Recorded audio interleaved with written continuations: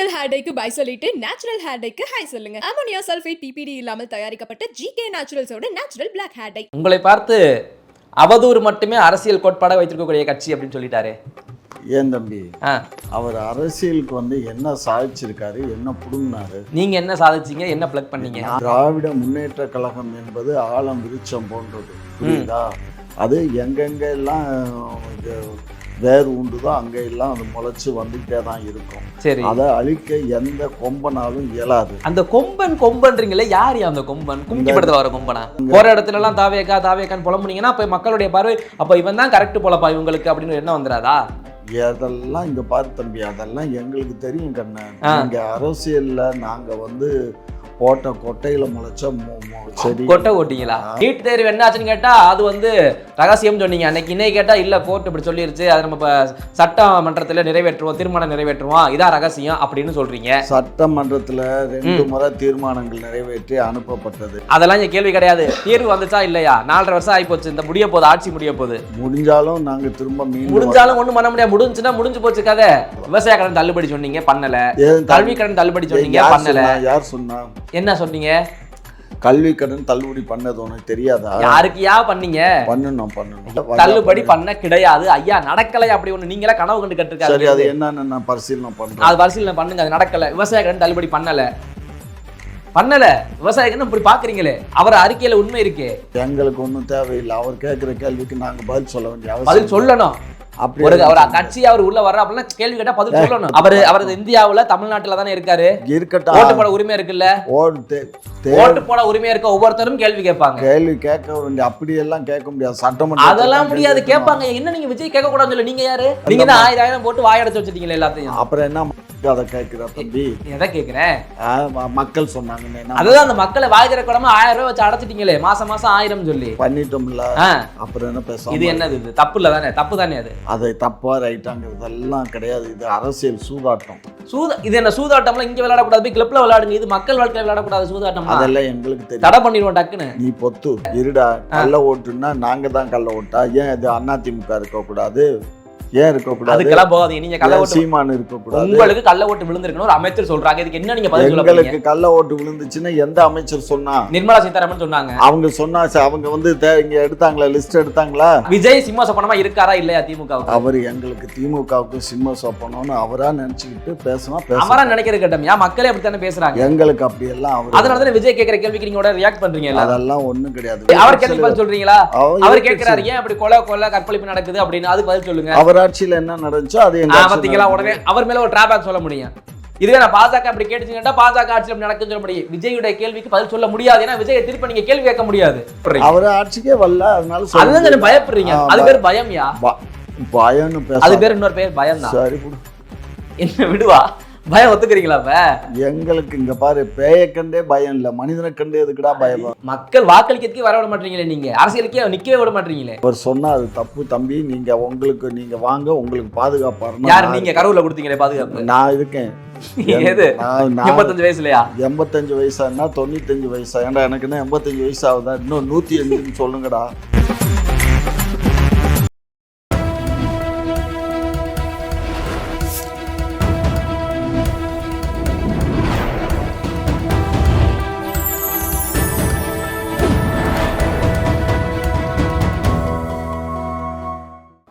Channel 5 Tamil நேயர்களுக்கு வணக்கம்.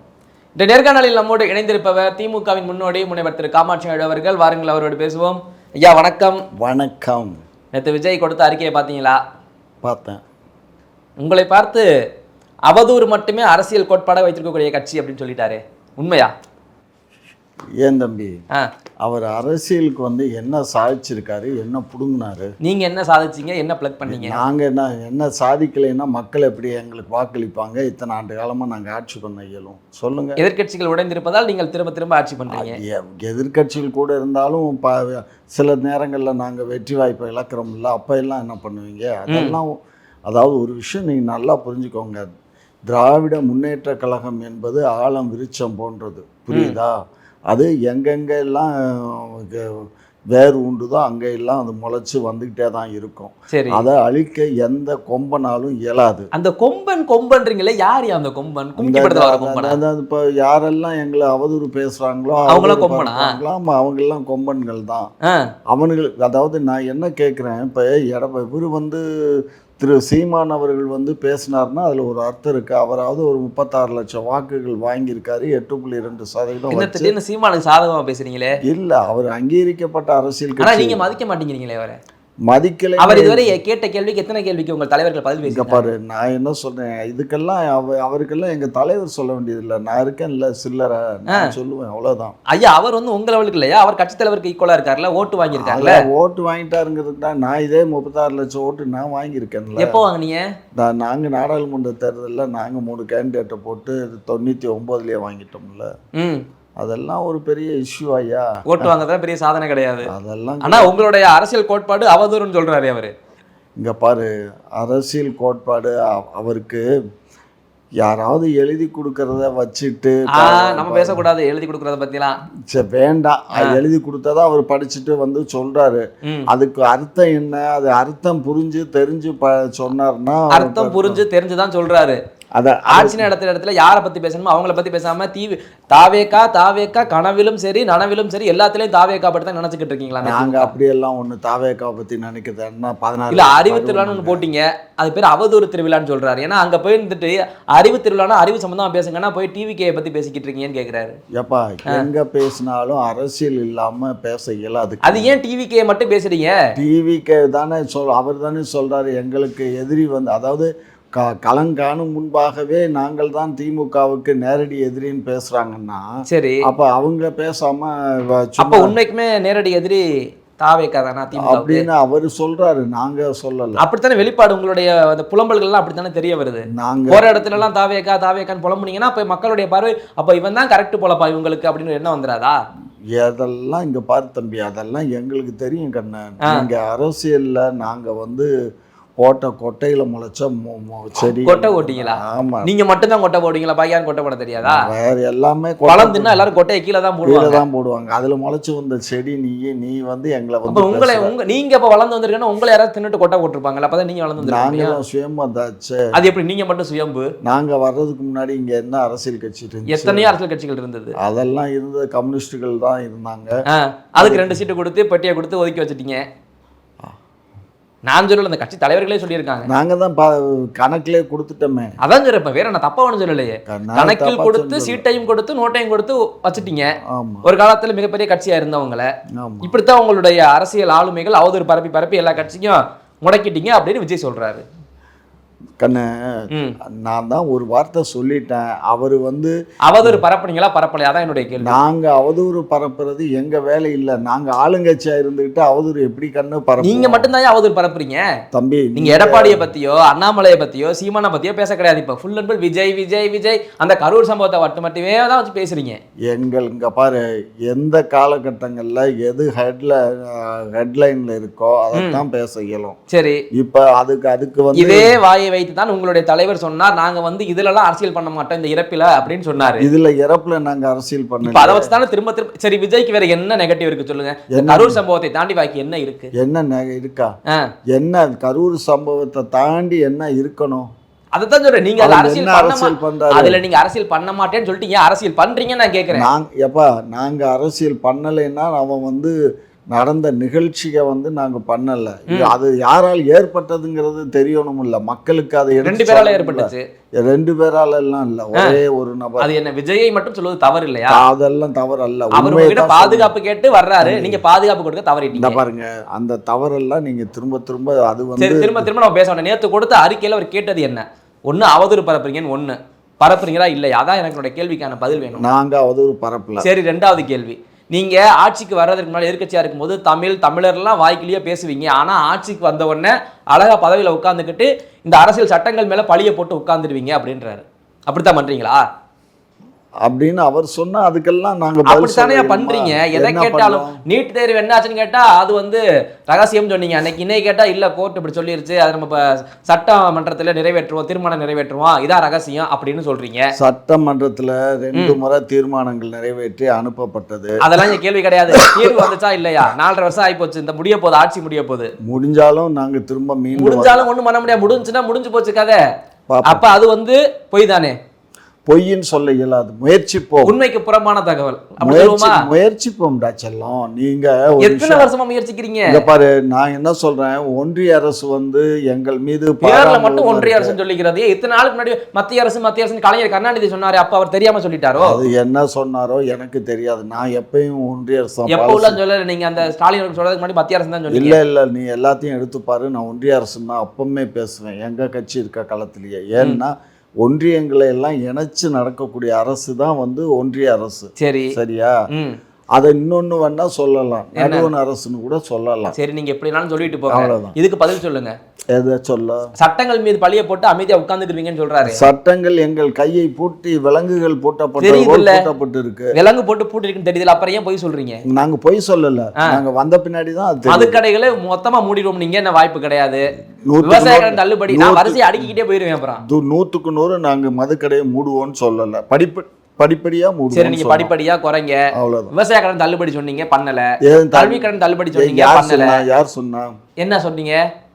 கல்வி கடன் தள்ளுபடி பண்ணது உனக்கு தெரியாதா? யாருக்கியா பண்ணீங்க? பண்ணணும். ஐயா, இதெல்லாம் வந்து மக்கள் பாத்துக்கிட்டு இருக்காங்க. இல்ல, அப்புறம் இல்ல, சிரிப்பாங்க இல்ல, மக்கள். பண்ணிருக்கோம். இப்ப இந்த பண்ணல சரி நீ சொல்லு, நான் சொல்லிட்டேன். பண்ணல நான் சொல்றேன், மக்களும் சொல்றாங்க. நீங்க சொல்றது மட்டும் உண்மையா? ஆமா, உண்மைதான். பண்ண கிடையாதுயா. அப்படி யாருக்கும் கல்வி கடன் தள்ளுபடி பண்ணல. கல்வி கடன் வந்து வேலைக்கு போகாம வேலை வாய்ப்பு இல்லாம இருந்தவங்களுடைய கடனை மாத்திரம் நாங்க தள்ளுபடி பண்ண கிடையாது. ஐயா, நடக்கலை அப்படி ஒண்ணு. நீங்களா கனவு கண்டு கட்டிருக்காரு. சரி, அது என்னன்னு நான் பரிசீலனை பண்றேன். அது பரிசீலனை பண்ணுங்க. அது நடக்கல. விவசாய கடன் தள்ளுபடி பண்ணல. விவசாய கடன் இப்படி பாக்குறீங்களே. சரி, விவசாய கடன் தள்ளுபடி பண்ணல. நீட் தேர்வு ரத்து ஆகல. ம். நகைகள்லாம் கொண்டு அடகு வைங்க. யாராவது கையில வச்சிருக்கீங்களோ கொண்டு அடகு வைங்க. உடனே உங்களுக்கு வந்து அது எந்த ஒரு வட்டியும் இல்லாமல் முதல்ல திரும்ப ரிட்டர்ன் ஆகும், கடன் தள்ளுபடி பண்ணுவீங்கன்னு நமது துணை முதல்வர் அன்னைக்கு உதயநிதி அவர்கள் சொன்னாரு. பண்ணல. 5 பவுனுக்கு கீழே உள்ள வச்சவங்க எல்லாத்துக்கும் கொடுத்தா. அதாவது அதுக்கு நீங்க 1008 காரணம் சொன்னீங்க. நீங்க என்ன சொன்னீங்க? கையில வச்சிருக்கோம் கொண்டு போய் அடகு வைங்க, உடனே நாங்க தள்ளுபடி பண்ணணும்னு சொன்னீங்க. அப்பெல்லாம் யாருக்கும் பண்ண கிடையாது. சரிங்களா? இப்படி குற்றச்சாட்டுகள் அடுத்தடுத்து இருக்கு. இதைத்தான் விஜய் சொல்றாரு. இங்க பாரு, கூட்டுறவுத்துறை அமைச்சர் அப்போது வந்து பெரியசாமி அவர்கள் கரெக்டா லிஸ்ட் போட்டு சொன்னாரு. அதெல்லாம் நடக்கலையா? நீங்க லிஸ்ட் எல்லாம் போடாதீங்க. அப்பெல்லாம் நடக்கல. யாருக்கும் இத்தனை குற்றச்சாட்டு வச்சிருக்காரு. இதுக்கு பதில் சொல்லுங்க. இதெல்லாம் குற்றச்சாட்டு இல்ல. அப்புறம் என்ன இதெல்லாம்? இதெல்லாம் வந்து செய்தி, அவ்வளவுதான். என்ன செய்தி? அவர் அறிக்கை விடுறாரு, அவ்வளவுதான். அவர் அறிக்கையில உண்மை இருக்கே. எங்களுக்கு ஒன்றும் தேவையில்லை. அவர் கேட்குற கேள்விக்கு நாங்க பதில் சொல்ல வேண்டிய பதில் அவசியம் சொல்லணும். அப்படி அவர் கட்சி அவர் உள்ள வர்ற அப்படின்னா கேள்வி கேட்டா பதில் சொல்லணும். அவனுக்கு அந்த தம்பிக்கெல்லாம் பதில் ஏன்னு சொல்ல வேண்டிய கேக்குறேன். அவசியம் இல்ல. ஏன்? அவர் சட்டமன்ற அவர் இந்தியாவுல தமிழ்நாட்டுல தானே இருக்காரு. இருக்கட்டும். ஓட்டு போட உரிமை இருக்குல்ல. ஓட்டு போட உரிமை இருக்க ஒவ்வொருத்தரும் கேள்வி கேட்பாங்க. கேள்வி கேட்க வேண்டிய அப்படியெல்லாம் கேட்க முடியாது. அதெல்லாம் முடியாது. சட்டமன்ற கேட்பாங்க. என்ன நீங்க விஜய் கேட்க கூடாதுன்னு சொல்லி நீங்க யாரு? அவர் சட்டமன்றத்துல ஜெயிச்சு வந்து சட்டமன்றத்துல நாங்க கேட்கல. நாங்க அவர் வெளிப்படையா மக்கள் ஓட்டு போட மட்டும் நீங்க கேட்டு வாரீங்களா? ஓட்டு போடுங்கன்னு சொல்லி மக்கள் தானே வாரீங்க. அவர்கிட்ட விஜய்கிட்ட யாவும் வந்து ஓட்டு கேட்க. அந்த விஜய் தான் அன்னைக்கு கருப்பு சிவப்பு சைக்கிள்ல போனாலும் ஓட்டே வந்துச்சு அவங்களுக்கு. ஆமா, அப்படின்னு எவனோ சொல்லிட்டு இருந்தானா? யாரும் சொல்லல. உங்க ஆளுங்க நிறைய பேர் சொன்னாங்க. சொல்லுவாங்க சோத்துக்கு வழி இல்லாத போய். எப்படி நீங்க விஜய்க்கெல்லாம் பதில் சொல்ல முடியாது? எப்படி எந்த தைரியத்துல பேசுறீங்க? அப்படி எல்லாம் எவா கேட்க வேண்டிய கேள்விக்கு கேட்க வேண்டிய கேள்வி சரியாக இருந்தால் பதில் சொல்லி தான் ஆகணும். இப்ப சரியா இல்ல. அது சரியா இருக்குது நான் சொல்றேன். நீ சொன்னா அது நான்றது நான் மட்டும் இல்ல, பல லட்சம் மக்களின் குரலா நான் சொல்றேன். பல லட்சம் மக்கள் குரலா சொன்னாக்க நான் சொல்றேன். நாங்க பல கோடி மக்களுடைய இதா சொல்றேன். பதில சொல்லுங்க. அதான் எல்லாமே பதில சொல்லுங்கயா. ஏற்புடையதா இல்ல. 4.5 வருஷம் ஆண்டு காலமா பொய் மட்டும் தான் சொல்லிருக்கீங்க. இப்ப பொய் சொன்னமா உண்மை சொன்னமான்னு மக்களுக்கு தெரியும். மக்கள் தெரிஞ்சனாலதான் சொல்றாங்க. மக்கள் நீங்க தான் 1000 போட்டு வாயடைச்சு வச்சிட்டீங்களா எல்லாத்தையும். அப்புறம் என்ன அதை கேட்கிற தம்பி? எதை கேக்குறேன்? மக்கள் சொன்னாங்கன்னு அதுதான் அந்த மக்களை வாய் திறக்காம 1000 ரூபாய் வச்சு அடைச்சிட்டீங்களே. மாசம் 1000 சொல்லி பண்ணிட்டோம்ல. அப்புறம் என்ன பேச? இது என்னது? இது தப்பு இல்ல தானே? தப்பு தானே அது? அதை தப்பா ரைட்டாங்கிறதெல்லாம் கிடையாது. இது அரசியல் சூதாட்டம். இது என்ன சூதாட்டம்லாம் இங்க விளையாடக்கூடாது, கிளப்ல விளையாடுங்க. இது மக்கள் வாழ்க்கையில விளையாடக்கூடாது சூதாட்டம். அதெல்லாம் எங்களுக்கு தெரியும். தடை பண்ணிடுவோம் டக்குன்னு. நீ பொத்து. அதெல்லாம் முடியாது. கேள்வி கேட்டுட்டே தான் இருப்பேன்.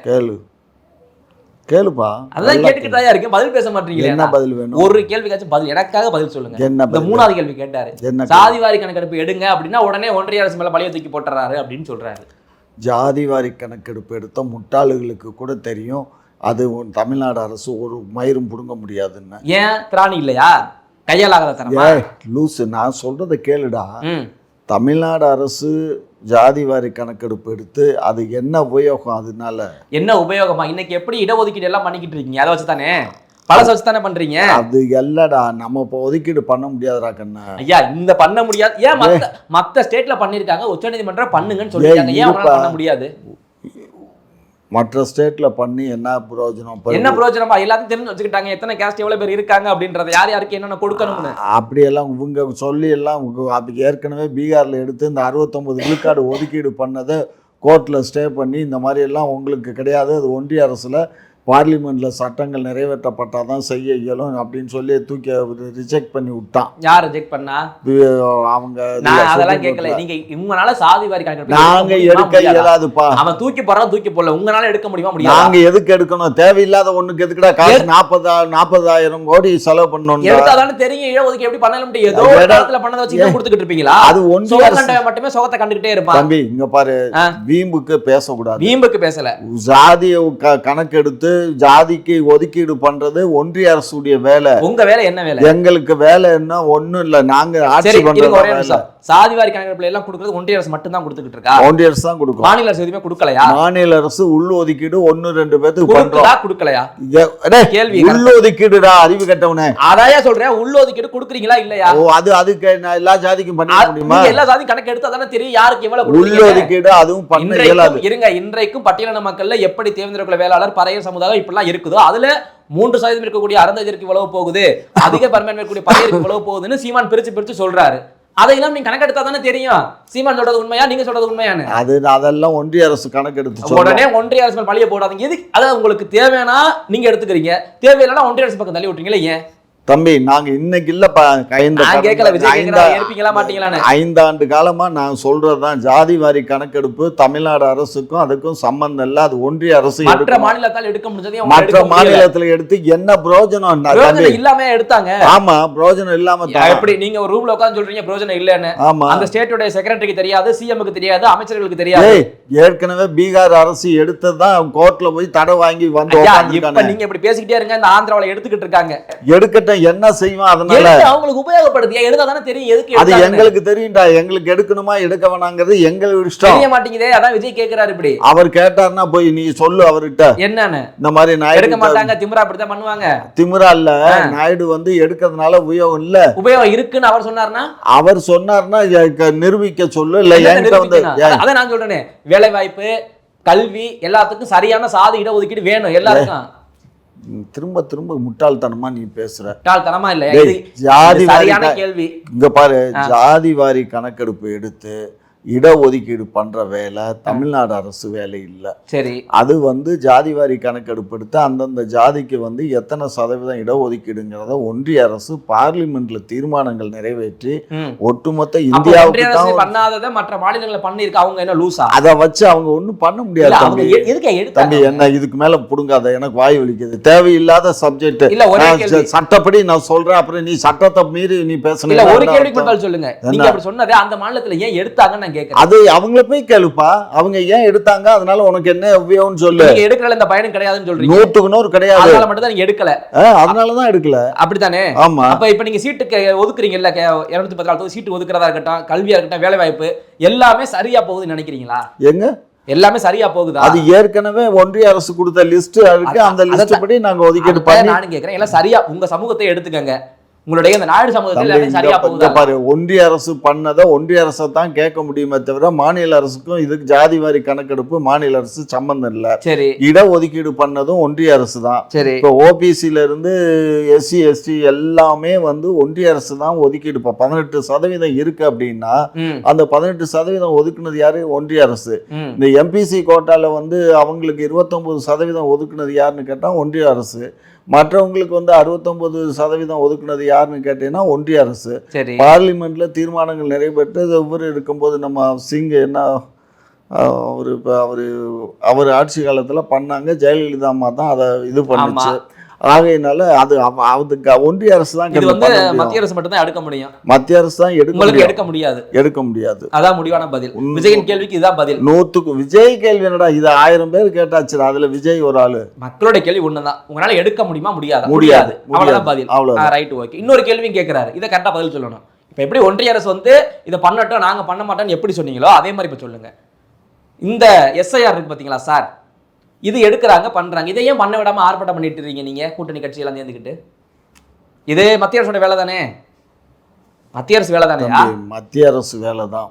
நான் என்ன சொல்றேன், மத்திய அரசு வந்து சரியான முறையில் இப்போ ஒவ்வொரு அப்ளிகேஷனை கொடுத்து இந்த அப்ளிகேஷன்ல கேட்கிற கேள்வி முதல் கேள்வி பதில் சொல்லிட்டு போயிருங்க. சொல்லு, மத்திய அரசு வேலை தானே? ஆமா, அவங்க செஞ்சுக்கிட்டு தானே இருக்காங்க. ஆமா, ஏன் தடுக்கிறீங்க? ஆர்ப்பாட்டம் பண்ணி அதுல தவறுகள் நடக்குது அப்படிங்கிற நடக்கும். ஏற்கனவே சொல்லுங்க, பீகார்ல தவறு நடந்துச்சு இல்ல? என்ன தவறு நடந்துச்சு? 66 லட்சம் வாக்காளர்கள் காணா போனாங்களே, எப்படி காணா போனாங்க? காணா போனது எத்தனை பேர் ரோட்ல இறங்கி போராட்டம் பண்ணாங்க? இறங்கி போராட்டம் பண்ண, அதுக்கு தான் சேர்த்து தான் ராகுல் காந்தி போனாரடா. பெரிய ராகுல் காந்தி காமிச்ச எல்லாமே ஃபேக்குன்னு அந்த எந்த வெப்சைட் எந்த கம்பெனியோட லிஸ்ட காமிச்சாரோ அந்த கம்பெனியே மறுத்துருச்சு. அவன் கம்பெனி ஆமாயா மறுத்துருச்சு. தகவல் ஆளுங்கட்சி போய் மிரட்டும் போது எப்படி இங்க திமுக தமிழ்நாட்டுல மிரட்டுற மாதிரி நாங்க ஏன்டா எங்களுக்கு என்ன அதிகாரம் இருக்கு? நாங்க மிரட்டல யாரையுமே. ஒன்றிய அரசை நாங்க மிரட்டுறதுக்கு? ஒன்றிய அரசு இல்ல, இங்க மிரட்டுறீங்களா இல்லையா? நாங்க யாரை மிரட்டணும்? அதுவும் லிஸ்ட் நிறைய இருக்குது. அப்ப வச்சுக்கோ பாக்கெட்ல. இத பதில் சொல்லுங்க. இது மத்திய அரசோட வேலை, அவங்க செஞ்சுக்கிட்டு இருக்காங்க. எதுக்காக ஆர்ப்பாட்டம் பண்றீங்க? பண்ணக்கூடாதுன்னு. கண்ணே இங்க பாரு, பண்ணக்கூடாதுன்னு நாங்க சொல்றதுல அர்த்தம் இருக்கு தங்கம். அதை சொல்லுங்க. இப்ப நாங்க அதுக்காக நாங்க வந்து இப்ப அத செயல்பாடுகள்ல இப்ப நாங்க ஒத்துழைப்பு கொடுக்காம இல்ல. இப்ப ஒத்துழைப்பு கொடுக்குறீங்க ஒரு பக்கம் ஆர்ப்பாட்டம் பண்றீங்களே, அதுதான் தவறு நடந்துடக்கூடாதுங்கிறது. என்ன தவறு நடந்துரும்? அடே, அதாவது நீ வந்து ஒரு மைண்ட்ல ஒன்ன ஏத்தி வச்சுக்கிட்டு என்கிட்ட மைண்ட்ல ஏத்தி வச்சுக்கிட்டு இல்லையா? அப்புறம் இதுல வேற ரீசன் ஒண்ணுதான். கபில் சிபல் சொன்னது நேரம் மட்டும்தான் சொல்லியிருக்காரு. ரொம்ப குறுகிய காலத்துல அது பண்றாங்க அப்படின்னு இந்த ஒரு வேலிடான பாயிண்ட் மட்டும்தான் கபில் சிபல் உச்சநீதிமன்றத்துல வச்சாரு. அது ஒண்ணு, பாக்கி எதுவுமே பாயிண்ட் கிடையாது. அது ஒரு விஷயம், ஒண்ணுதான் விஷயம் இல்ல. அதான் குறுகிய காலங்கிறது ஒரு விஷயம். ரெண்டாவது வந்து இப்ப அப்ளிகேஷன் வந்து இவங்க கொடுக்குறாங்க. சரி, இப்ப ஒரு வீடு பூட்டி கிடக்குதுன்னு வச்சுக்கோ, 2 நாள் தான் வர்றாங்க. 2 நாளைக்கு மேல இவங்க வர இயலாது, ஒவ்வொருத்தரும் போக முடியாது. அப்ப 2 நாளைக்கு அப்புறம் அவன் வந்து வெளியூருக்கு போறவன் ஒரு மாசம் இல்ல 15 நாள் கழிச்சு வந்தான்னு வச்சுக்கோ. சரி, இந்த அப்ளிகேஷன் எங்க போய் வாங்கி என்ன ஃபுல்லப் பண்ணி அந்த ஊர்ல ஒவ்வொரு பூத்துக்கு 1000 பேருக்கு ஒரு பூத்துன்னு இருக்கு. அதுதான் பிஎல்ஓ ஆபீசர் போடுறாங்க, பூத் லெவல் ஆபீசர். அந்த இதுல ஒவ்வொரு கட்சிக்கு ஒரு ஆள் இருப்பாங்க, அதுல பூத் லெவல் ஏஜென்ட் இருப்பாங்கல்ல, அவங்க இதை பார்த்துப்பாங்க. இப்போ இந்த 1 மாசம் சென்று வந்தாலும் இன்னைக்கு பேர் ரிஜெக்ட் ஆனாலும் ஜனவரி மாசம் டேட் கொடுத்துருக்காங்க. அன்னைக்கு யாராவது பேர் விடுபட்டு போயிருக்கு, அவங்க திரும்ப வந்து ஃபார்ம் கொடுத்து ஃபில் பண்ணிக்கலாம்னு இன்னொரு சட்டம் சொல்லுது. பாரு, பூத் ஏஜென்ட்க்கு அந்த வேலை இல்ல. பூத் ஏஜென்ட் எல்லா அளவுக்கு ஹெல்ப் பண்ணிக்கிட்டே இருக்காங்க. நீங்க போய் பாருங்க, ஒவ்வொரு ஹெல்ப் பண்றாங்கங்கிறது அது அன்அபிஷியல். ஓட்டு வாங்கணும்னா அவங்க ஹெல்ப் பண்ணி தான் ஆகணும். அது அன்அபிஷியல். அது அன்அபிஷியல் எல்லாம் கிடையாது, பண்ணலாம், தவறுலாம் கிடையாது. அது ஒரு இடத்துல நேற்று பாக்குறேன், பூத் லெவல் ஆபீசர் இருக்கும்போது அதிமுக இருக்காங்க, திமுக 2 பேர் வந்து எடுத்து கொடுக்குறாங்க. ஆபீஸ்னால எல்லாத்தையும் எடுத்து கொடுக்க முடியாது, பேரை கரெக்டா பார்த்து அவங்களுக்கு தெரியும், அந்த லோக்கல்ல இருக்கவங்களுக்கு. ஸோ சரியா தானே போய்கிட்டு இருக்கு. நீங்க ஏன் இப்படி கொந்தளிக்கிறீங்க? ஏன் நிர்மலா சீதாராமன் சொன்னது சரியா போச்சு? அப்ப குளத்தூர் தொகுதியில் 4000 ஓட்டு கள்ள ஓட்டு கத்திரிக்காய் ஓட்டு. உண்மையா பொய்யா? அட நாங்கள் என்னடா இப்போ நாங்கள் பார்த்தோம், கள்ள ஓட்டுனாக்கா நிப்பாட்டிட வேண்டியது தானே. எலெக்ஷன் கமிஷன் என்னத்துக்கு இருக்குது? எலெக்ஷன் கமிஷன் அந்த கள்ள ஓட்டெல்லாம் அது உங்க கையில் வச்சுக்கிறீங்களே டக்குன்னு. எது உங்கள் கையில் வச்சுக்கிறீங்களே எலெக்ஷன்? ஆமாம், எங்கள் கையில். ஏதாவது வாய்க்கு பார்த்தாம பேசல. நீங்க பதில் சொல்லுங்க. ஏன் கேட்ட கேள்வி நீங்க பதிலே சொல்ல மாட்டீங்க. எவ்வளவு ஓட்டு வித்தியாசத்துல அவர் ஜெயிச்சிருக்காரு? ஓட்டு வித்தியாசம் பேச கூடாது. அப்புறம் 4000 ஓட்டு கள்ள ஓட்டு. சாதாரண ரோட்ல போறவங்க பேசல. ஒரு அமைச்சர் சொல்லிருக்காங்க அந்த நேரத்தை. இருடா, கள்ள ஓட்டுன்னா நாங்க தான் கள்ள ஓட்டா? ஏன் இது அதிமுக இருக்க கூடாது? ஏன் இருக்கக்கூடாது? அதுக்கெல்லாம் போகாதீங்க. நீங்க கள்ள ஓட்டு சீமான் இருக்கக்கூடாது. உங்களுக்கு கள்ள ஓட்டு விழுந்திருக்கணும் ஒரு அமைச்சர் சொல்றாங்க. இதுக்கு என்ன நீங்க பதில் சொல்லுங்க? எங்களுக்கு கள்ள ஓட்டு விழுந்துச்சுன்னா எந்த அமைச்சர் சொன்னா? நிர்மலா சீதாராமன் சொன்னாங்க. அவங்க சொன்னா அவங்க வந்து இங்க எடுத்தாங்களா, லிஸ்ட் எடுத்தாங்களா? அவங்க தெரியாமையா சொல்றாங்க? வந்து தெரியாம தான் அவங்க சொல்ற. இந்த மாதிரி தான் முட்டாள்கள் நிறைய இருக்கீங்க. ஒரே அட்ரஸ்ல 66 பேர் இருந்திருக்காங்க. இதுக்கு என்ன சொல்ல வரீங்க? ஒரு அட்ரஸ்ல கூட்டு குடும்பத்தை இருக்காங்க. 66 பேர் ஒரே கூட்டு குடும்பமா? ஒரு வீட்டுக்குள்ள? டேய், இது ஒண்ணு இல்லடா. இப்ப number 9 Solaimedu high road, number 9 Solaimedu high road எங்க அபார்ட்மெண்ட். சரி, அதுக்கு ஒரே இதுதான். ஒரு அபார்ட்மெண்ட் நம்பர் கிடையாது. ஒரு அபார்ட்மெண்ட்ல ஒரு வீடு இருக்குல்ல, அதுக்கு தான் நம்பர். இல்ல இல்ல இல்ல இல்ல இது இப்ப நம்பர் 9 சோலைமேடு ஹை ரோடுங்கிறது எங்க வீட்டு அட்ரஸ். அது எங்க பிளாட்டுக்கு ஒவ்வொரு பிளாட் நம்பர் இருக்கும். அதுதான் நம்பர். இவங்க மொத்த நம்பருக்கே 66 பேர் இருக்காங்களா, அது எப்படின்னு கேக்குறேன். அதுதான்டா இப்ப 3000 சொச்சம் ஓட்டு இருக்குடா எங்க அபார்ட்மெண்ட்டுக்குள்ள. இப்ப நானே 1000 அப்ளிகேஷன் வாங்கி கிளியர் பண்ணிருக்கேன். சரி. சும்மா இந்த வேலையெல்லாம் வச்சுக்காத. சும்மா ஏதோ வாய் புளிச்சதோ மாங்காய் புளிச்சதோங்கிறதுக்காக பேசாத. அதனால இது வந்து நம்ம வந்து பெருசா வந்து எடுத்துக்க வேண்டியது. எதுக்குறீங்க முதல் கேள்வியே கேட்டேன். நாங்க எதுக்குறோம், அதே சமயத்துல நாங்க அது ஏன்னா நாளைக்கு ஒரு பக்கம் தொட்டிலையும் ஆட்டுவீங்க, ஒரு பக்கம் பிள்ளையும் கிள்ளுவீங்களா? ஏன்டா நாளைக்கு நீங்க ஒன்றிய இப்ப நாங்க இதுல சுப்ரீம் கோர்ட்ல கேஸ் போட்டோம், தள்ளுபடி பண்ணிவிட்டாங்க. அதுக்கப்புறம் நாங்க அதை ஆதரிக்காம இருந்தோம்னாக்க அப்ப நாங்க நடுரோட்டையில போய் நிக்கணும். அதான் பயம் இருக்குல்ல, அப்புறம் எதுக்காக ஆர்ப்பாட்டம் பண்றீங்க? ஆர்ப்பாட்டம் பண்ணா ஐயா அர்த்தத்தோட பண்ணுங்க, எதை பண்ணாலும். உங்களுக்கு பயமா இருக்கு திமுக ஆதரவான ஓட்டெல்லாம் கழிச்சு விட்டுருவாங்களோ அப்படின்னு. இங்க பாருங்க, அப்படி எல்லாம் இல்ல. அதாவது அரசியல்ல வந்து அரசியல் நாங்க தூங்கிட்டு இருக்க முடியாது. நாங்க விழிப்புணர்வோட தான் இருக்கணும். இருங்கயா, இருந்து அங்க தப்பு நடக்காம பாத்துக்க. எதுக்கு இங்க தேவையில்லாத மக்கள் பக்கத்துல ஏன் பயத்தை கிளப்புறீங்கன்னு கேக்குறேன். மக்கள் பயத்தை தான் கிளப்புறீங்க. அந்த அப்ளிகேஷன் நீ வாங்கி ஃபுல்லா பண்ணி பாப்போம். எங்க வீட்டுல ஃபுல்லா பண்ணிப்பாங்க. நான் இங்க வந்திருக்கேன் சென்னையில, ஏன் ஊரு புதுக்கோட்டை. அங்க வாங்கி எங்க அப்பா அம்மா ஃபில் பண்ணி கொடுத்துட போறாங்க. கொடுத்துற உன் கையெழுத்து என் கையெழுத்து நான் போறப்ப போட்டுக்கிறேன். போறப்ப போட்டுக்கிறேன்னா அது ஏன் இஷ்டம். ஏன் இன்னைக்கு போடுவேன் இல்ல ஊருக்கு போறப்ப போடுவேன். அங்க அப்ளிகேஷன் அது எப்படியா, எனக்கு திறமை இருக்கு, நான் வாங்குறேன். இல்ல சென்னையில இருந்துகிட்டே நான் வாங்குறேன். அப்ப எனக்கு தேவையா நான் வாங்குறேன். அது மாதிரி தேவைன்றத வாங்கிட்டு போறாங்க. நீங்க பயத்தை உண்டு பண்றீங்களா? ஐயோ போச்சு எஸ்ஆர் வந்துருச்சு, ஓட்டெல்லாம் காலியாயிரும். ஏன் பயமுறுத்து? பாரு ஓட்டெல்லாம் காலி ஆகுதா இல்லையாண்ணா? அதெல்லாம் அப்புறம் காலி ஆகாம என்ன வச்சு யாரு தான் ஓட்டு போடுவா? இல்ல கேட்கிறேன், பொறுத்து இதை கொண்டு வரது எதுக்காக? தேவையில்லாத ஒரு 2 ஓட்டு வச்சிருக்காங்க ஒவ்வொருத்தவங்களும். இறந்து போனவங்க ஓட்ட நீக்காம இருக்காங்க. இதன் அடிப்படையில தான் நீக்குறாங்க. பேசிக்கா அது வந்து இந்த இறந்து போனவங்க, வீடு மாறி போனவங்க, அப்புறம் ஊர் மாறி போனவங்க, இதெல்லாம் கண்டுபிடிச்சு நீக்கிறதுல தப்பு இல்லை கண்ணு. சப்போஸ் இங்க பூட்டிட்டு இப்ப நீ இங்க வந்து வீடு வந்து இங்க வந்துட்டேன்னு வச்சுக்கோ, அப்ப ஒண்ணுக்கு அங்க இருக்க ஓட்டு கேன்சல் ஆகி இங்க ஓட்டு புதுசா பதியணும். அது புதுசா இங்க பதிகிற எனக்கு ஊர்லயே இருக்கட்டும்னு வச்சுக்கோங்க. அது தேவையில்லை. நீங்க அந்த கதைக்கெல்லாம் போக வேண்டாம். மக்கள் பயப்படலாம். இது மாதிரிதான் எல்லாத்துக்கும். எது மாதிரி? உனக்கு இதுல நிறைய இன்வால்வ். யாருக்கு எங்க ஆணிவேர் இருக்கு அவங்க தான் இருப்பாங்க. நாங்க பொழப்பு தேடி வந்த இடத்துல நான் ஓட்டு வாங்க முடியாது. எனக்கு எங்க ஆணிவேர் என் சொந்த வருதோ அங்கதான் ஓட்டு வச்சிருப்பாங்க. பீகார்காரன் வர்றாங்கன்னா அவங்க அங்கதான் ஓட்டு வச்சிருப்பாங்க. இங்க வந்து வாங்கிட்டு இருக்க மாட்டாங்க. நீங்க ஒரு சில பேர் திட்டமிட்டு உங்களுக்கு ஃபேவரா நாள் வேணும் வச்சுக்கோங்க, ஓட்டு போடுறதுக்கு வேணா 2 இடத்துல வச்சுக்கிறது ஓட்டுகளை. அதை தான் இப்ப களை எடுக்குது வந்து. சரிங்களா? தவறான தகவல்களை பரப்புற மரியாதை கட்டு போய் நீங்க பரப்புற தகவலே இதுதான். நீக்கிடுவாங்க. நீக்கிறோட மக்கள் பயப்படட்டும். ஏன் மக்கள் வந்து எனக்கு போராட்டம் ஓட்ட காணுமியான்னு கேட்கட்டா வந்து நீங்க ஏன் கேக்குறீங்க? தேர்தல் கமிஷன் மாதிரி ஒரு எடுவட்ட கமிஷன் இந்த உலகத்திலே அது நடந்த தேர்தல் நீங்க ஜெயிச்சிங்க 2021ல. அது எப்பயும் நான் இன்னைக்கு இல்ல, நாங்க அன்னைக்கு தான் எம்பி எலெக்ஷனுக்கு முன்னாடியே சீஃப் எலெக்ஷன் ஏஜெண்டா எப்படா நியமனம் பண்ணானுங்க? எப்படி? சுப்ரீம் கோர்ட் ஜட்ஜும் நீங்க யாரா நியமனம் நீங்க எப்படி நியமனம் பண்றீங்க ஆட்களை எல்லாம்? தமிழ்நாட்டுல ஒரு முழு நேர டிஜிபி போட முடியல. சந்தி சிரிக்குது எங்க போனாலும். தமிழ்நாட்டுல ஒரு டிஜிபி போட முடியலையா அப்படின்னு ஏன் 3 வருஷமா போடாம சிட்டி கமிஷனர் இன்சார்ஜ்ல வச்சிருந்தாங்களே? யாரையா? யாரு? ஜெயலலிதா ஆட்சி காலத்துல தான். அப்ப நான் தெரியாதியா? நான் இப்ப இருக்கதான் கேட்க முடியும். சும்மா இரு. நான் எப்ப இந்த ஃபீல்ட் என்னன்னு கேளு. நீ கேளு. ஜெயலலிதா இல்லையா இருந்தா கேட்டிருப்பேன். என்ன வேணா மத்தவங்கள்ட்ட கேட்டு தெரிஞ்சு பேசு. சிட்டி கமிஷனரை 3 வருஷமா டிஜிபி சோறு போட்டாங்க, நீங்க ஏன் போடல? அம்மா உணவகத்துல அம்மா சோறு போட்டாங்கல, நீங்க ஏன் போடல? இங்க பாரு, அதுமா நான் கேட்டா எப்படி கோவம் வருதா? டிஜிபி தான்டா சொன்ன, டிஜிபிக்கு தான்டா நான் கேக்குறேன். டிஜிபி ஏன் போடலன்னு கேட்டா அம்மா அன்னைக்கு ஏன் போடலன்னு கேக்குறீங்க. நீங்க ஏன் பண்ணலன்னு பதில் சொல்லுங்க முதல்ல. நாங்க ஏன் பண்ணலைன்னா எங்களுக்கு வந்து அதுல யாரெல்லாம் வந்து சில விஷயங்கள்லாம் அதெல்லாம் எங்க அரசு பார்ப்போம். எத்தனை நாளான்னு கேக்குறேன். அங்கேயே கொலை கற்பழிப்பு நடந்துகிட்டு இருக்கு. நீங்க இன்னும் பதவி கூட போடாம தான் இப்படி நடந்துகிட்டே இருக்கும். கோயிலுக்குள்ள பூந்து 2 பேரை கொலை பண்றான். அந்த காவலர்கள் குடியிருக்கக்கூடிய பகுதியில புது ஒருத்தன் கொலை பண்றான். எப்படி நடக்குது இதெல்லாம்? ஒரு டிஜிபி போடாதனாலதான். பாப்போம். என்ன உங்களுக்கு அப்படி கவலை? என்ன கஷ்டம்? எல்லாம் நல்லா தான் இருக்கு. என்ன நல்லா இருக்கு? டிஜிபி ஏன் போலன்னு கேக்குறேன், நல்லா இருக்குன்றீங்க. பதில் பேசுங்கயா. மக்கள் பாத்துக்கிட்டு இருக்காங்க. என்ன மக்கள் பாக்குறாங்க? ஏன் போஸ்டிங் போட மாட்டீங்க? போஸ்டிங்ஸ் என்ன கவலை? ஆய்வு பண்ணிட்டு இருக்கோம். உங்களுக்கு ஃபேவரட் நாள் வரணுமா? ஃபேவரட் நாள் வந்துருமோ? அப்படி எல்லாம் ஒண்ணும் இல்ல. முறைப்படி என்ன செய்யணுமோ அப்படிதான் செய்வோம். எந்த கேள்விக்கும் நீங்க சரியா பதில் சொல்ல மாட்டீங்க. ஒரே கேள்விதான். விஜய் உங்களுக்கு ஆப்பனண்டா வர்றாரு. அவர் கண்டிப்பா திமுகவை காலி பண்ணிடுவாரு அப்படின்றது தெரியுது. கூட்டணி யாரோட அதிமுகவோட ஒரு வேளை போனால் ஷோர் அண்ட் ஷார்ட்டா 200+ இடங்களை ஜெயிக்கும் அப்படின்லாம் கருத்து கணிப்புலாம் சொல்றாங்க. விஜய் இந்த அளவுக்கு சிம்ம சப்போர்ட் ஏன் திமுக வந்துட்டாரு? தம்பி, நீங்க ஒரு விஷயம் புரிஞ்சுக்கோங்க.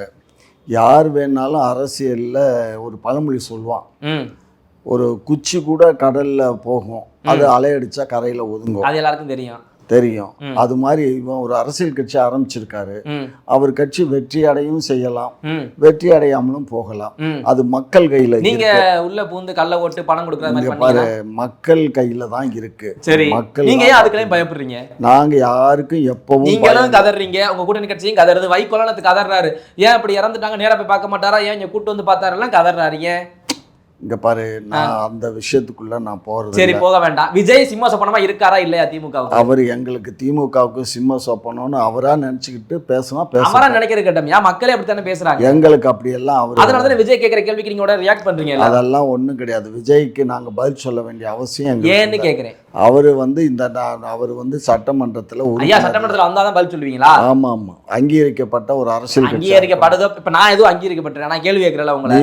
பிரஸ்ல கேட்கிற அவரு, அப்ப பிரஸ் ஒரு இதா வந்து கேட்கட்டும். அவரு பிரஸ்ல கேட்கிறாரா இல்லையா? முதல்ல அறிக்கை ஒருத்தர் விடுறாரா இல்லையா? அது அறிக்கை விட்டாக்க அறிக்கை விட்டு போய் அறிக்கை. இதுவே அவர் புகழ்ந்திருந்தா பாத்தீங்களா, எங்களை விஜய் புகழ்ந்துட்டாரு அப்படி எல்லாம் பேசுறீங்க. அவர் கேள்வி கேட்டா பதில் சொல்லுங்க. பாரு, அவர் கேட்கிற கேள்விக்கெல்லாம் நாங்க பதில் கேட்கிற கேள்வி சரியாக இருந்தா பதில் சொல்லித்தான் ஆகணும். அதெல்லாம் நீ யாரு சொல்றதுக்கு தம்பி? அப்ப நான் தானே பேச முடியும், பிரஸ் சார்பா நான் தானே பேச முடியும். பிரஸ் சார்பா நீ பேசினாக்க பிரஸ்ல சொன்னாக்க இதெல்லாம் நாங்க கடந்து போறோம், அவ்வளவுதான். ஏன் கடந்து போறீங்க? பதில் சொல்ல. மக்களுடைய கேள்வி தானே விஜய் கேட்கிறாரு. அவர் மக்கள்கிட்ட போய் கேட்க சொல்லு. மக்களுடைய கேள்வியாக விஜய் இந்த கேள்வியை கேட்கிறாரு. அவர் மக்களோட கேள்வியா அவர் என்ன கேட்கறது? அவர் மக்கள் தானே. அவர் மக்கள் தானே. அப்ப அவரு மக்களா கேட்கட்டும். கேட்டாரு. அவர் மக்கள்னா கேட்டாரு. எங்கள்கிட்ட கேட்கணும். பிரஸ்ல நேரடியா பத்திரிகையாளர்களை வர சொல்லி. நேரடியாலாம் கேட்க முடியாது, அறிக்கை விட்டுட்டாரு. டிஜிட்டல் உலகம் மாறிட்டாரு. சொல்லுங்க. இப்ப இங்க பாரு, நாங்க அவர் கேள்விக்கெல்லாம் பதில் சொல்ல வேண்டிய அவசியம் இல்லை. ஏன்னு கேக்குறேன். ஏன்னா நாங்க ஒரு பொருட்டாவே நினைக்கல. ஏன் யாரத்தையும் பொருட்டா நினைப்பீங்க? நாம எங்களுக்கு எடப்பாடி கேட்டா இல்ல அவர் ஜெயிச்சா வந்தாரு அப்படின்றீங்க. எடப்பாடி அவர் ஏற்கனவே 80 இதுல வந்து நீங்க அவர் கேள்விக்கு பதில் சொல்லலையா? அப்படி இல்ல. அவர் கேள்விக்கு பதில் சொல்றீங்களா? அவர் கேக்குறாரு ஏன் அப்படி கொலை கற்பழிப்பு நடக்குது அப்படின்னு. அதுக்கு பதில் சொல்லுங்க. அவர் ஆட்சியில என்ன நடந்துச்சோ அது எங்க பாத்தீங்களா? உடனே அவர் மேல ஒரு டிராபேக் சொல்ல முடியும். இதுவே நான் பாஜக அப்படி கேட்டுச்சுன்னா பாஜக ஆட்சியில் நடக்குன்னு சொல்ல முடியும். விஜயுடைய கேள்விக்கு பதில் சொல்ல முடியாது. ஏன்னா விஜயை திருப்பி நீங்க கேள்வி கேட்க முடியாது, அவர் மேல குறை சொல்ல முடியாது. அதனால பயப்படுறீங்க. அவர் ஆட்சிக்கே வரல, அதனால பயப்படுறீங்க. அது பேர் பயம்யா. பயம்னு பேச. அது பேர் இன்னொரு பேர் பயம் தான். சரி விடு, என்ன விடுவா? பயம் ஒத்துக்கிறீங்களா? எங்களுக்கு இங்க பாரு, பேய கண்டே பயம் இல்ல, மனிதனை கண்டே எதுக்குடா பயம்? நீங்க என்ன வர நாத்திகவாதி எல்லாம் இப்படி மாறுறீங்க? நேத்து என்ன வைகோலனா ஆண்டவனே அப்படிங்கிறாரு, நீங்க என்ன பேயின்றீங்க. எல்லாம் இப்ப எப்படி ஆன்மீகத்துக்குள்ள வாரீங்க?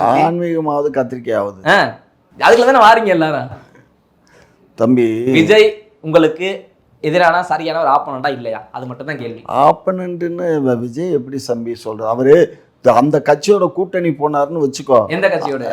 அதிமுக கூட. அப்ப அதிமுக அந்த எதிர்கட்சியா அவர் தலைமை தாங்கினார்னா அப்ப எங்களுக்கு வந்து அந்த கட்சியில அவர் கூட்டணியில இருக்கிறதுனால அந்த கூட்டணி கட்சி எங்களுக்கு ஆப்பனண்ட்னு பேசலாம். இப்ப நாங்க அவர் எங்களுக்கு ஆப்பனண்ட்னு சொல்ற அளவுக்கு அது எடப்பாடி பழனிசாமி தான். இப்ப உடனே எடப்பாடி தூக்கி பிடிக்கிறாங்க. அவர் தான் சட்டமன்றத்துல எதிர்கட்சி தலைவர். என்ன கண்ணு நீ பேசுற? சட்டமன்றத்துல இருக்கட்டும், இங்க இப்ப களத்துல யார் அதிகமா களத்துல அதிகமா இவர் பேசல, இவர்தான் பேசப்படுது.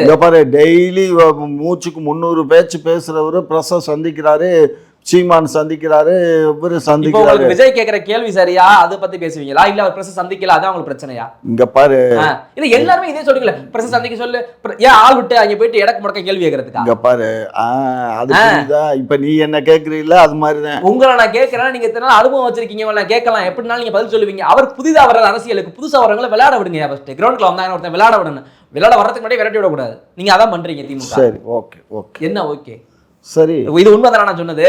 நீ என்ன வேணாலும் சொல்லு. என்ன இது உண்மைன்னு சொல்லுங்க, நான் அப்பதான் போவேன். நீ கிரவுண்ட்ல ட்ரைனிங் இல்ல, அது ஒத்துக்கறேன். ட்ரைனிங் எடுக்க தான கிரவுண்ட் வர முடியும். வீட்ல உட்கார்ந்து ட்ரைனிங் எடுக்க முடியும். சரி சரி, கிரவுண்ட்ல வந்து ட்ரைனிங் எடுக்கட்டும். அதுவரையும் நாங்க வெயிட் பண்றோம். விட்டா தானே நீங்க விட மாட்டீங்களே? இல்ல நாங்க விடுறோம், வெயிட் பண்றோம். அப்ப விஜய் சரியான ஆப்பனன்ட் தான். ஆப்பனன்ட் தான். வா, உங்களுக்கு எதிரி அவர்தான். எங்களுக்கு எதிரி அவர் இல்ல. ஏன் அத மட்டும் ஏத்துக்க? எங்களுக்கு எடப்பாடி தான் எதிரி. உங்களுடைய கொள்கை தானே அவர் வச்சிருக்காரு. அப்பா, இன்னைக்கு அரசியல் சூழல் எப்படியா அதான்.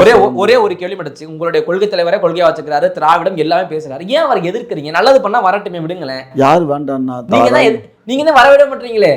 மக்கள் வாக்களித்தால் யாரு வேண்டுமானாலும் வரலாம். நீங்க மக்கள் வாக்களிக்கிறதுக்கே வர விட மாட்டீங்களே. நீங்க அரசியலுக்கே நிக்கவே விட மாட்டீங்களே. அப்படியெல்லாம் சொல்லாத. நாங்க அப்படி நான் சொல்லல, விஜய் தான் சொல்றாரு. அவர் சொன்னா அது தப்பு தம்பி. நீங்க வாங்க, உங்களுக்கு பாதுகாப்பு. யார் நீங்க? கரூர்ல கொடுத்தீங்களே பாதுகாப்பு. நான் இருக்கேன். 85 வயசுலயா? 85 வயசானா 95 வயசா? ஏன்டா எனக்குன்னா 85 வயசு ஆகுதா? இன்னும் 105ன்னு சொல்லுங்கடா. இப்படி சரி ஒரு 75 வச்சுக்கிருவோம். நீங்க பாதுகாப்பு கொடுக்க போறீங்களா விஜய்க்கு? ஒரு இதுல சேனல்ல போட்டு ஐயாவுக்கு எல்லாம் அவர் இப்படி தான் நவீன் அன்னைக்கு என்ன பேசுறாரு, ஐயாவுக்கு எல்லாம் பிரார்த்தனை பண்ணுங்க, உடல்நல சரியில்லை, இந்த இருமல் வந்தாக்க இதுக்கு உடல்நல சரியில்லைன்னு பேசுறாரு. ஐயாவை அசைக்க முடியாது. ஐயா இன்னும் பல ஆண்டு காலம் நலமோடு இருப்பார். அதுல மக்கள் எல்லாமே தெளிவா இருக்காங்க. கேள்விக்கு மட்டும் பதில் சொல்ல மாட்டாரு, தப்பிச்சு ஓடுறாரு. அதுக்கு பதில் சொல்லிட்டு போங்க, விஜய் சரியான எதிரி தான் உங்களுக்கு அப்படின்றத ஏத்துக்கங்க, நான் முடிச்சுக்கிறேன். கண்ணே அது எப்படி கண்ணு தேர்தலில் சந்திக்காம எப்படி எதிரின்னு சொல்ல முடியும்? தேர்தலை சந்தித்து 8% வாக்கு வாங்கின சீமானையே நீங்க ஏத்துக்கிற மாட்டீங்க, தேர்தல் சந்திக்காம விஜயையும் ஏத்துக்க மாட்டீங்க. என்னதான் உங்களுடைய நிலை? எடப்பாடி பழனிசாமி ஏத்துக்கிறோம், அதெல்லாம் எங்களுக்கு வேண்டாம். சீமானையும் விஜயும் ஏன் ஏத்துக்கல, அதை மட்டும் பதில் சொல்லுங்க எனக்கு. நான் உங்களை எதிர்க்கக்கூடிய 2 பேரையும் நான் கேட்கிறேன். தம்பி இங்க பாருங்க, யாருக்கு சட்டமன்றத்துல அங்கீகரிக்கப்பட்டு அவங்களுக்கு எம்எல்ஏக்கள் நீங்கள் பணமும் என்ன வேணுமாலும் பண்ணி நீங்க போவீங்க, அதை பத்தி எனக்கு கவலை கிடையாது.